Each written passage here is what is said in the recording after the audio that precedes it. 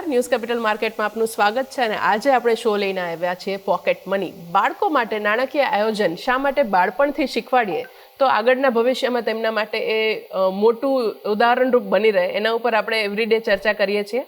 અને આજે આપણા સાથે આ ચર્ચામાં જોડાયા છે ફોરમ શાહ, જે ડિરેક્ટર છે એસ એફએન સુપર માર્કેટના. ફોરમ, સ્વાગત છે આપનું આજના એપિસોડમાં. Thank you. યસ, સો આજે આપણે ઘણી બધી બેઝિક્સ વસ્તુની ચર્ચા કરીશું કે જે બાળકોને આપણે સરળ રીતના સમજાવી શકાય. સૌથી પહેલાં બેઝિક્સ ઓફ ફાઇનાન્સીસ માટે આપણે વાત કરીએ તો સૌથી પહેલાં પૂછવા માંગીશ કે બેંક એકાઉન્ટ બાળકો માટે અર્લી એજથી બેંક એકાઉન્ટ શા માટે ખોલાવવું જોઈએ? એકદમ ઇમ્પોર્ટન્ટ ક્વેશ્ચન પૂછ્યો છે તમે, અને આ ક્વેશ્ચન છે ને હંમેશા અમારા ક્લાયન્ટ્સ પણ અમને પૂછતા હોય છે કે બાળકોનું બેંક એકાઉન્ટ ક્યારે ખોલાવીએ. હવે છે ને એકચ્યુઅલી બાળકોનું બેંક એકાઉન્ટ જ્યારે લોકો જન્મે ને ત્યારથી જ આપણે માઇનર એકાઉન્ટ ખોલાવડાવી શકીએ. કારણ એનું એટલું છે કે જો બાળકને જન્મ પર જે કેશ રિસીટ્સ કે જે કેશ ગિફ્ટ્સ મળ્યા હોય એ આપણે ડાયરેક્ટલી એ એકાઉન્ટમાં જ ડિપોઝિટ કરી શકીએ અને જ્યાંથી જ એમની મૂડી જમા થવાની શરૂઆત ત્યારથી જ થઈ શકે છે. એટલે માઇનરનું બેંક એકાઉન્ટ કે બાળકોનું બેંક એકાઉન્ટ હોવું ખૂબ જ જરૂરી છે. એ બેંક એકાઉન્ટ ઓપન કરવાની કોઈ આઈડિયલ એજ હોય છે કે બેંકના ફોર્મેટમાં પણ કોઈ એજ છે કે આ એજ પછી જ તમે ખોલાવી શકો, એવું કાંઈ હોય છે? ના, I don't think bank account ઓપનિંગમાં એવા કોઈ રેસ્ટ્રિક્શન્સ છે. એટલે બાળક જો 1 મહિનાનું પણ હોય ને ત્યારે પણ આપણે એનું બેંક એકાઉન્ટ ઓપન કરી શકીએ છીએ. ઓફકોર્સ માઇનર એકાઉન્ટ ખુલે એટલે ગાર્ડિયનની જવાબદારી વધવાની એમાં, પણ ઇમિડિયેટલી તો આપણે જોઈએ કે તરત ને તરત તો કોઈ જઈને બેંક એકાઉન્ટ ખોલતું નથી, પણ જનરલી બિફોર 6 months લોકો અગર ખોલાવડાવી લે તો એ સારું જ થાય, કારણ કે એની મૂડી કે જે પણ હોય ત્યાં એમાં જ જમા થતી જાય. યસ, સો બાળકોને બાળપણથી જો તમે બેંક એકાઉન્ટ ખોલાવી દો અને એમને રેગ્યુલરલી જો બેંક વિઝિટ પણ કરાવો તો એમના માટે ઘણું ખરું લર્નિંગ ત્યાંથી ચાલુ થઈ જાય છે. ફોરમ, બેન્કિંગની અંદર 2 એકાઉન્ટ્સ આપણે જોતા હોઈએ છીએ, સેવિંગ એકાઉન્ટ અને કરંટ એકાઉન્ટ. તો સરળ ભાષામાં બાળકોને આપણે સમજાવવું હોય કે સેવિંગ એકાઉન્ટ શું છે, કરંટ એકાઉન્ટ શું છે, તો કેવી રીતે સમજાવી શકાય? ઓકે, સેવિંગ્સ એકાઉન્ટ બાળકોને જો મારે સમજાવવું હોય તો એક સેવિંગ્સ એકાઉન્ટ એ એકાઉન્ટ છે જેમાં તમે તમારી જે પણ સેવિંગ કરી હોય કે જે તમારા પૈસા હોય એ બધું આપણે એમાં ડિપોઝિટ કરી શકીએ. એમાં અકાઉન્ટમાં જ્યારે આપણે પૈસા ડિપોઝિટ કરીએ એના ઉપર આપણને વળતર મળે in the form of interest. It is as good as કે આપણે બેંકને આપણા પૈસા સંભાળવા માટે આપ્યા છે, એ લોકો પાસે રાખ્યા છે, જેથી કરીને એના પર એ લોકો એ પૈસાનો ઉપયોગ કરશે, વાપર કરશે, અને જ્યારે બીકોઝ ઓફ દેટ એ લોકો આપણને એના પર ઇન્ટરેસ્ટ આપશે. તો એ થઈ ગયું સેવિંગ્સ એકાઉન્ટ. આ એક બેંકનું સૌથી બેસિક એકાઉન્ટ છે. આપણે જ્યારે એકાઉન્ટ ખોલાવવા જઈએ ને બેન્કિંગમાં તો સૌથી બેસિક આ એક એકાઉન્ટ છે. અને ઘણી બધી વખત છે ને લોકો કન્ફ્યુઝ થતા હોય છે. એનું નામ જે કરંટ એકાઉન્ટ છે એ નામ સાંભળીને કન્ફ્યુઝ એટલા માટે થતા હોય છે કે કરંટ એટલે અત્યારે જે ચાલતું હોય એ એકાઉન્ટ, પણ ideally current account is not that. Current account generally બિઝનેસમાં વપરાતું હોય છે કે જે તમારી ઇન્કમ અને આઉટફ્લો જ્યાં બહુ વધારે થવાના હોય, ઇનફ્લોઝ આવતા હોય, આઉટફ્લોઝ જતા હોય, અને એને માટે થઈને એ કરંટ એકાઉન્ટ વપરાતું હોય છે. અને કરંટ એકાઉન્ટમાં જે તમે પૈસા રાખો એના ઉપર તમને ઇન્ટરેસ્ટ નથી મળતી.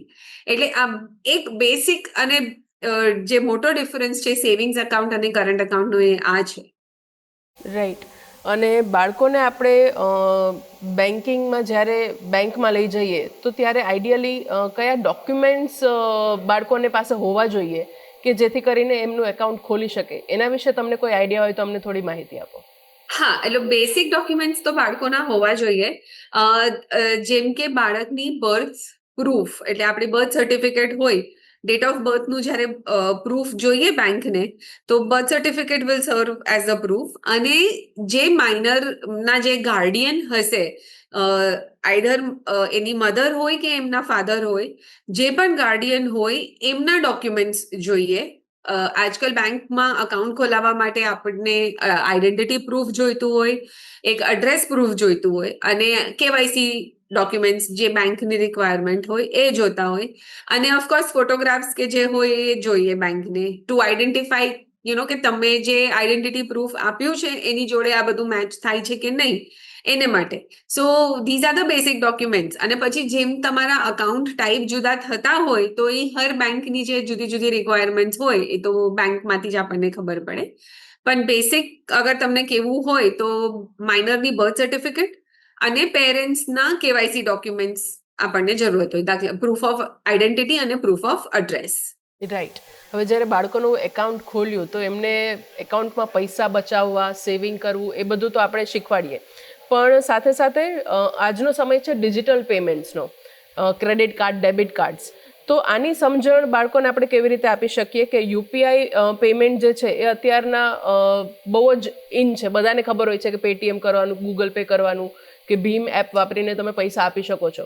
સો આ યુપીઆઈ સિમ્પલ ટર્મ્સમાં આપણે બાળકોને સમજાવવું હોય તો કેવી રીતે શીખવી શકાય? યુપીઆઈ બાળકો જેટલું સરળતાથી વાપરે છે ને એની પાછળની જે ટેકનિક છે એ એમને ખબર હોય ને તો ઇટ્સ વેરી ગુડ. યુપીઆઈ એટલે કે યુનિફાઈડ પેમેન્ટ આઈડેન્ટિટી જે આપણે કહેતા હોઈએ ને એ છે. તો આમાં એવું હોય કે તમારી જે બેંક અકાઉન્ટ છે જેમાંથી તમે પેમેન્ટ કરો એનું એક તમને વર્ચ્યુઅલ આઈડી આપવામાં આવે, સો દેટ તમે જેને પણ પેમેન્ટ કરો છો એની પાસે તમારા બેંક ડિટેલ્સ ના જાય. તો અગર આપણે આમ જોવા જઈએ તો એક તરીકે તમારા બેંક અકાઉન્ટનું કે તમારા પૈસાની વર્ચ્યુઅલ આઈડેન્ટિટી છે એ તમારી જે યુપીઆઈ આઈડી હોય એ, અને it is a payment mechanism જેનાથી તમે પેમેન્ટ કરી શકો છો લોકોને, જે પણ વસ્તુઓ તમે ખરીદો એની માટે. આજકાલ તો આપણા કન્ટ્રીમાં બધે જ યુપીઆઈ એક્સેપ્ટેડ છે અત્યારે. So it is a payment mechanism જેથી કરીને તમે વાપર્યો તો તમારી બેંક તમારા જે આઈડી હોય, વર્ચ્યુઅલ આઈડી જેની મેં વાત કરી, એના બેઝિસ પરથી જેને તમે પે કરો છો એ મર્ચન્ટની બેંક તમને આઈડેન્ટિફાઈ કરશે અને તમારા બેંકને એ કનેક્ટ કરશે અને ત્યાંથી પછી તમારી બેંક પૈસા રિલીઝ કરશે અને જે એના મર્ચન્ટ જેને તમે પે કરો છો એના બેંકમાં એ પૈસા ટ્રાન્સફર થઈ જશે. અને આ બધું એટલું ઇન્સ્ટન્ટેનિયસલી થઈ જાય છે કે આપણને પણ ખબર છે કે અડધી મિનિટ પણ નથી લાગતી આજકાલ આપણને આ બધું પેમેન્ટ કરવા માટે. ટ્રુ. સો તમે યુપીઆઈને બહુ સરળ ભાષામાં સમજાવ્યું. યુપીઆઈના સાથે સાથે નેટ બેન્કિંગ અને મોબાઈલ વોલેટ્સ આ બે વસ્તુ પણ અસ્તિત્વ ધરાવે છે. તો બાળકોને આપણે યુપીઆઈ, નેટ બેન્કિંગ અને મોબાઈલ વોલેટ્સ વિશે સમજાવવું હોય તો કેવી રીતે સમજાવી શકાય? ઓકે, આ છે ને 3 અલગ અલગ વસ્તુઓ છે. યુપીઆઈ જે છે એ એક પેમેન્ટ મેકેનિઝમ છે. નેટ બેન્કિંગ જે છે એ પણ એક જાતનું પૈસા એક અકાઉન્ટથી બીજે અકાઉન્ટમાં ટ્રાન્સફર કરવા માટે કે જે તમારો બેંકનો ખાતો છે એનું ઇન્ફોર્મેશન લેવા માટેની એક સિસ્ટમ છે. અને ત્રીજી જે તમે કઈ mobile wallet, it is nothing but એક વોલેટ છે. પેલા જૂના જમાનામાં આપણે ગજવો રાખતા, વોલેટ રાખતા જેમાં આપણે પૈસા રાખતા અને જરૂર પડે ત્યારે એમાંથી પૈસા કાઢીને આપણે પે કરી દેતા હતા લોકોને. That was the cash that we use to pay. હવે આ જે વોલેટ છે, ડિજિટલ વોલેટ જે છે, એમાં આપણે પૈસા આપણા બેંક અકાઉન્ટમાંથી જ આપણે એમાં પૈસા ટ્રાન્સફર કરીએ અને બધા પેમેન્ટ્સ એમાંથી કરીએ. તો ખાલી ફાયદો એટલો એનો એ છે કે ડાયરેક્ટલી આપણું બેંક અકાઉન્ટ એમાં રિફ્લેક્ટ નથી થતું હોતું જ્યારે આપણે પેમેન્ટ કરતા હોઈએ છીએ. એ પેમેન્ટ વોલેટમાંથી જતું હોય છે એટલે આપણને ટ્રેક રાખવા માટે સહેલું પડે. નહીં તો શું થાય કે આપણા બેંક અકાઉન્ટમાં ઘણી બધી એન્ટ્રી આવે. એટલે દાખલા તરીકે અત્યારે હું નીચે જાઉં અને મને ગલીના ખૂણાના દુકાનમાંથી એક ચોકલેટ ખરીદવી હોય તો મારા બેંક અકાઉન્ટમાંથી હું 10 રૂપિયા આપું એના કરતાં મારી પાસે જે વોલેટ છે એમાંથી હું 10 રૂપિયા આપું કે યુપીઆઈથી 10 રૂપિયા આપું એ વધારે ઇઝી પડી જાય છે. અને આમાં મજાની વાત એ છે કે યુપીઆઈમાંથી પણ આપણે જ્યારે પેમેન્ટ કરતા હોઈએ છીએ ને, અમુક પેમેન્ટ મિકેનિઝમ એવા છે કે જે ડાયરેક્ટલી બેંક અકાઉન્ટમાંથી જ પૈસા જતા હોય છે. અને યુપીઆઈમાં એક લાઇટ વાળું વર્ઝન આવે છે જેમાં તમે પૈસા પહેલેથી અલગ રાખી શકો છો એન્ડ દેન એમાં એટલે it acts as a wallet only. એટલે તમે એમાં વોલેટમાં પૈસા નાખી શકો છો અને એમાંથી ડાયરેક્ટલી પે કરી શકો છો. તો આમાં આ ત્રણેય વસ્તુઓ જ્યારે તમે યુઝ કરો, યુપીઆઈ જ્યારે યુઝ કરો ત્યારે 2 ફેક્ટર ઓથેન્ટિકેશન થાય છે, તમારું વેરિફિકેશન થાય છે. એક તો જે ડિવાઇસથી તમે પે કરો છો એ ડિવાઇસને તમે પહેલેથી રજીસ્ટર કરીને રાખ્યું છે તમારા બેંકમાં કે આ મારો ડિવાઇસ છે અને હું વાપરીશ આને પેમેન્ટ કરવા માટે, કે મને કોઈ પૈસા આપતું હોય તો એમાં રિસીવ કરવા માટે, અને તમે એ યુપીઆઈને એક્સેસ કરવા માટે એક પિન સેટ કરતા હો છો. તો આ બેના કોમ્બિનેશનથી બેંકને ખ્યાલ આવે કે આ ટ્રાન્ઝેક્શન તમે જ કર્યો છે, કારણ કે આ 2 વે ઓથેન્ટિકેશન થઈ ગયું તમારું. નેટ બેન્કિંગ જે હોય એ મોટા અમાઉન્ટના ટ્રાન્ઝેક્શન્સ માટે જનરલી યુઝ થતું હોય છે, કે આપણને ઇન્વેસ્ટમેન્ટ્સ કરવા હોય મોટા અમાઉન્ટના, તો ત્યારે આપણે યુઝ કરતા હોઈએ છીએ. ને નેટ બેન્કિંગના માધ્યમથી જ્યારે પૈસા ટ્રાન્સફર કરવાની વાત આવે તો આપણે એનઈએફટી કે આરટીજીએસ આ 2 ટર્મ્સ જે છે એ સાંભળ્યા હશે. These are the ways in which આપણે એક અકાઉન્ટથી બીજે અકાઉન્ટમાં પૈસા ટ્રાન્સફર કરી શકતા હોઈએ છીએ.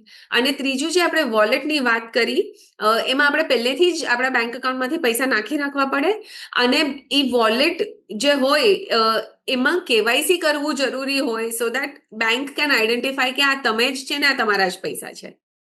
રાઈટ. સો યુપીઆઈ, નેટ બેન્કિંગ અને મોબાઈલ વોલેટનો ડિફરન્સ તમે સમજાવ્યો. હવે નેક્સ્ટ પૂછવા માંગીશ કે debit card versus credit card. Debit card અને ક્રેડિટ કાર્ડ વચ્ચેનો ડિફરન્સ શું છે અને કઈ વસ્તુને ક્યારે વાપરી શકાય?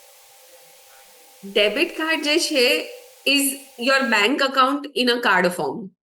ઓકે, તમારા બેંકમાં જેટલા પૈસા હશે અને તમે જેટલી લિમિટ સેટ કરી હશે ડેબિટ કાર્ડ પર વાપરવા માટેની, એટલો તમે ડેબિટ કાર્ડથી ખર્ચો કરી શકો, કે ડેબિટ કાર્ડને વાપરી શકો, સ્વાઇપ કરો, ટેપ કરો, જે પણ કરો તો એ ડાયરેક્ટલી તમારા બેંક અકાઉન્ટમાંથી પૈસા ડેબિટ થઈ જશે.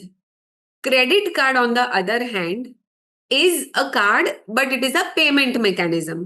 ઓકે, કે આપણને દાખલા તરીકે કોઈને ક્યારે પણ પેમેન્ટ કરવું હોય તો આપણે ક્રેડિટ કાર્ડનું યુઝ કરી શકીએ. It is as good as an unsecured loan, કે જે તમને તમારા કાર્ડ ફોર્મ પર તમારા ક્રેડિબિલિટીના બેઝિસ પરથી એક એક્સ લિમિટ આપવામાં આવે છે, જેથી કરીને તમે એક્સ લિમિટ પર ઉધાર પર ખર્ચો કરી શકો છો.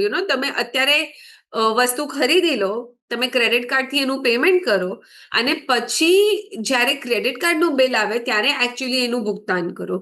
તો એ જે સમયગાળો છે બિટવીન યોર એકચ્યુઅલ પરચેસ અને the payment of the credit card bill, એટલું તમને ક્રેડિટ મળ્યું હોય છે કે એટલા સમય માટે તમે ઉધારી પર એ વસ્તુ પરચેસ કરી હોય છે. તો આ ડેબિટ કાર્ડ અને ક્રેડિટ કાર્ડનો ડિફરન્સ એ જ છે. ડેબિટ કાર્ડમાંથી ડાયરેક્ટલી પૈસા બેંક અકાઉન્ટમાંથી જ ડિડક્ટ થઈ જતા હોય છે. ક્રેડિટ કાર્ડમાં એ પૈસા અક્યુમ્યુલેટ થાય, એના મહિનાની અંત જે એનું બિલિંગ સાયકલ હોય ત્યારે એનું બિલ જનરેટ થાય, અને પછી આપણે ક્રેડિટ કાર્ડનું બિલ ભરવાનું રહે. રાઈટ. સો આપણે અત્યાર સુધી ચર્ચા કરી કે ડિજિટલ પેમેન્ટ્સ ગેટવે ક્યાં ક્યાં છે અને બાળકોને કયા લીગલી કયા એજથી બાળકનું બેંક એકાઉન્ટ ખોલવું જોઈએ. ફોરમ સાથે આપણે ચર્ચા કન્ટિન્યુ કરીશું. અત્યારે લઈએ એક નાનકડો વિરામ.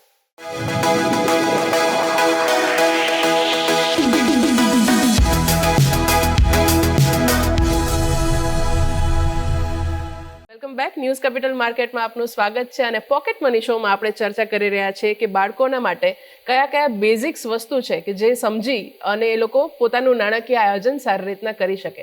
અને આજે ચર્ચામાં આપણે સાથે જોડાયા છે ફોરમ શાહ, જે ડિરેક્ટર છે SFN સુપર માર્કેટના. ફોરમ, સ્વાગત છે આપનું વન્સ અગેઇન આજના એપિસોડમાં.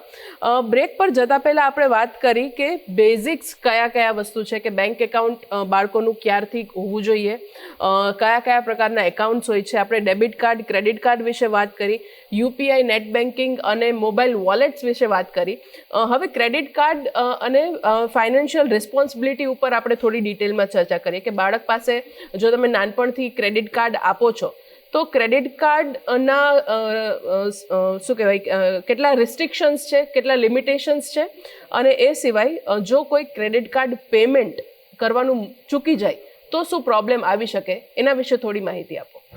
ઓકે, તો ક્રેડિટ કાર્ડ જે છે ને એ આપણે એમ જોવા જઈએ તો એક સૌથી બેધારી તલવાર છે. ઓકે, આપણે એને જો વ્યવસ્થિત રીતે વાપરીએ તો એક એક્સિલન્ટ પેમેન્ટ મિકેનિઝમ છે, જેથી કરીને આપણે આપણા પેમેન્ટ એકચ્યુઅલી ડીલે કરી શકીએ છીએ for the number of days જે તમારી કાર્ડ કંપની તમને જેટલી ક્રેડિટ આપે છે એટલી.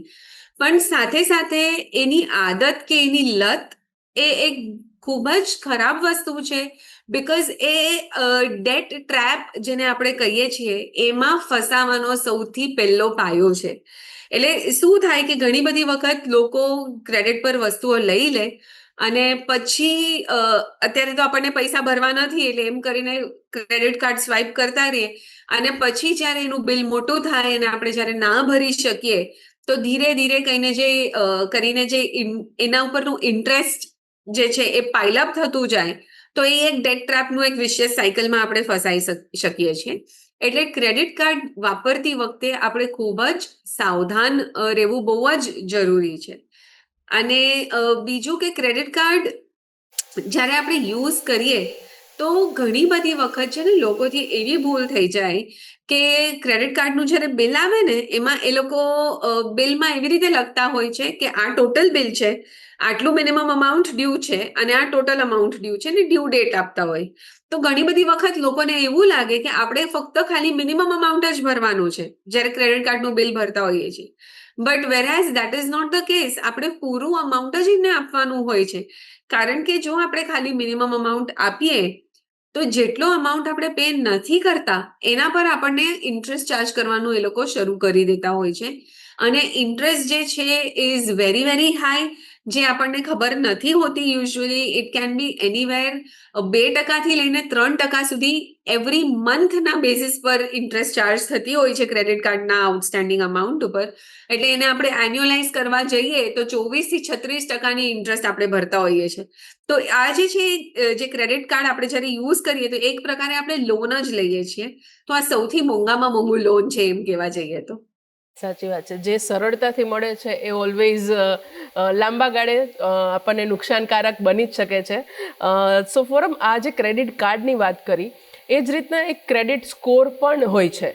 સો બિલકુલ. ક્રેડિટ સ્કોર એટલે શું અને એના એ ક્રેડિટ સ્કોર સારો હોવો શા માટે જરૂરી છે? તો ક્રેડિટ સ્કોર જે છે આપણે નાના હોઈએ ત્યારે સ્કૂલમાં જતા હોય, કોલેજમાં જતા હોય, એક્ઝામ આવે અને એક્ઝામમાં જેવી રીતે આપણે પરફોર્મ કર્યું હોય એ પ્રમાણે આપણું રિઝલ્ટ ડિક્લેર થાય. Yeah. તો આ ક્રેડિટ સ્કોર જે છે એ પણ સમથિંગ એવું જ છે. આપણે જેટલું ક્રેડિટ વાપર્યું છે અને સમયસર એનું ભુગતાન કર્યું છે કે નહીં અને કઈ રીતે વાપર્યું છે એ બધાનો સ્કોર મળીને એક જે નંબર આવે એ આપણો ક્રેડિટ સ્કોર છે. હવે ક્રેડિટ સ્કોર આપણી માટે જરૂરી શું કામ થઈ જાય છે?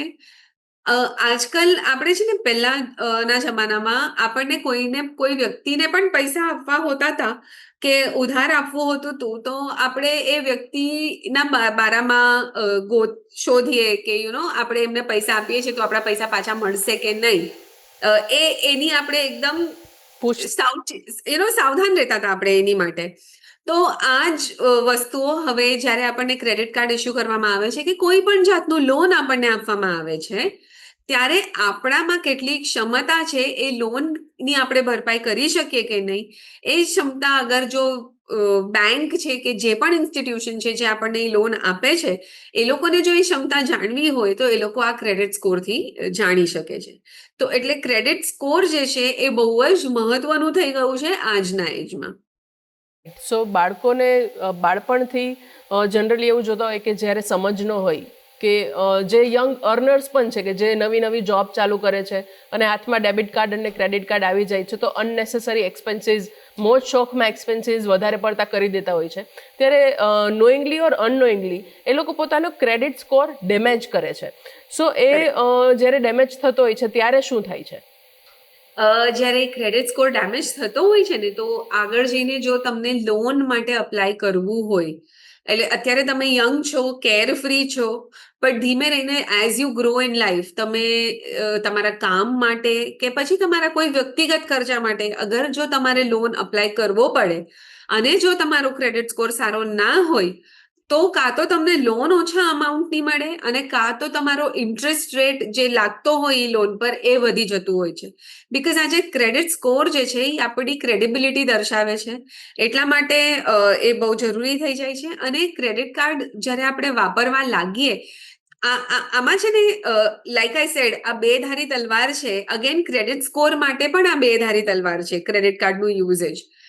જે વ્યક્તિ પાસે જેને ક્રેડિટ સ્કોર બિલ્ડ કરવો છે એને માટે પણ ક્રેડિટ કાર્ડ જરૂરી છે. એટલે ઘણા બધા કેસીસમાં જો અમારી પાસે યંગ ક્લાયન્ટ્સ આવતા હોય કે જે લોકોને ખબર છે કે આગળ જઈને ઘર ખરીદવાનું છે ને લોન લેવું પડશે, ઘણી બધી વખત અમે લોકોએ એ કપલને ક્રેડિટ કાર્ડ અપાવડાવીએ સો દેટ એ લોકો ધીરે ધીરે કરીને પોતાની ક્રેડિટ હિસ્ટ્રી બિલ્ડ કરે અને આગળ જતા એ લોકોને લોન લેવામાં આસાની પડે. And at the same time અમારી પાસે એવા પણ ઇન્સ્ટન્સીસ થયા છે કે જે લોકો ક્રેડિટ કાર્ડના સ્પાઇરલમાં ફસાઈ ગયા હોય અને એ વ્યક્તિને અમે રીતસરનું ક્રેડિટ કાર્ડ બંધ કરાવડાવ્યું હોય છે.